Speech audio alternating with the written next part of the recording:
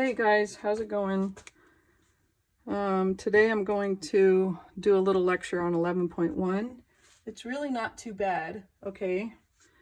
Because all we're really doing is taking what we learned about proportions, which are p's, and instead of comparing a sample proportion to the population, which is what we were doing with our hypotheses tests, we're going to be comparing two samples to each other.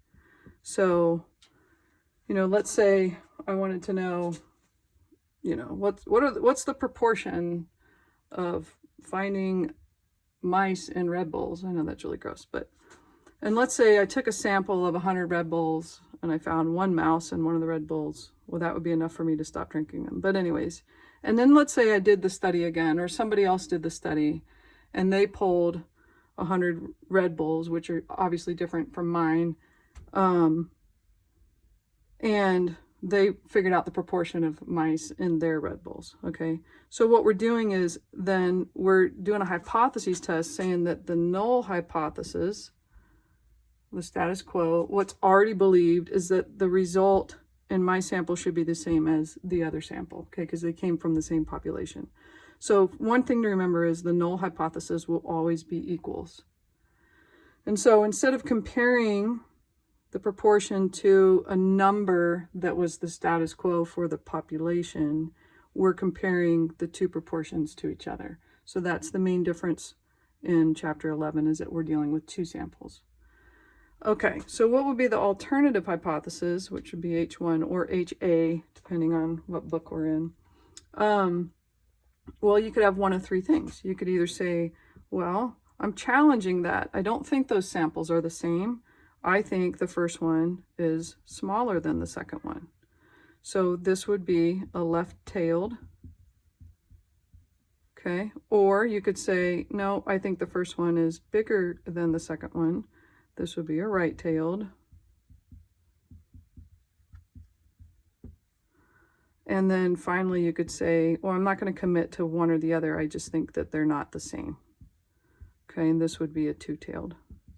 Now, why is it important? They're not really going to ask you this issue of the tails, but what they will ask you is to interpret the p-value, okay?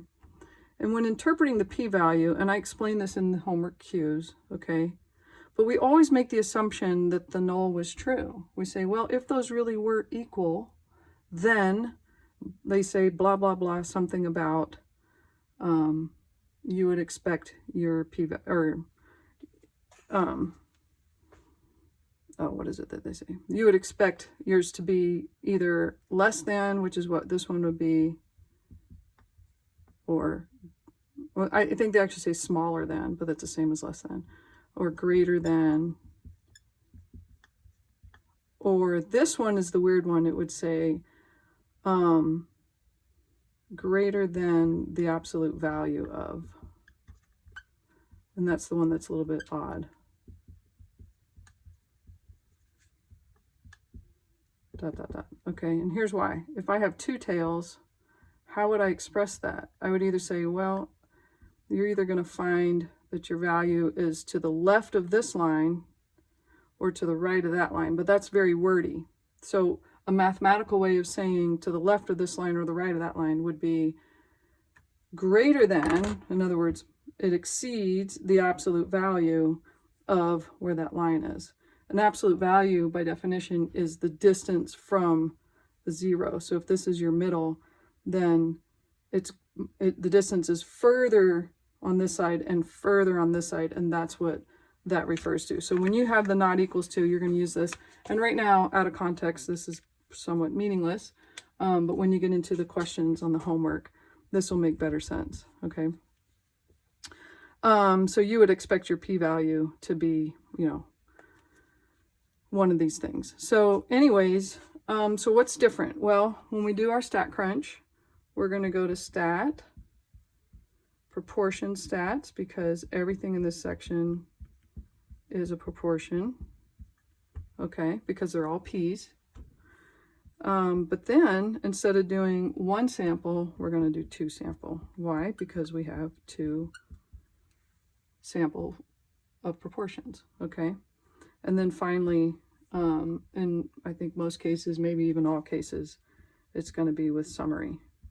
So when you open up that screen, instead of having the spot for the X, right, which is the number of successes, I think that's how it reads on StatCrunch, and then the N, which says the number of observations, you're going to have two of these. You're going to have X1, N1 for the first sample, and then X2, N2 for the second sample. So you have to enter it in for each sample.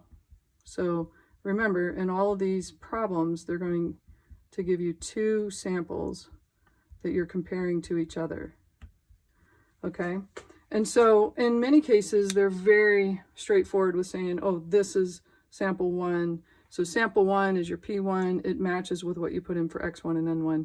Sample 2 would be your P2, and that's your X2 and your N2. But some of the questions, you have to really read carefully. Somewhere in there, they'll say, hey, make the males sample 1 and the females sample 2, or vice versa. So just pay attention to that. Other than that, once you do your StatCrunch, you're going to get your test statistic, and then you're also going to get your p-value, which is what they're asking for. And then once you find your p-value, then you're going to tell them whether or not to reject the null.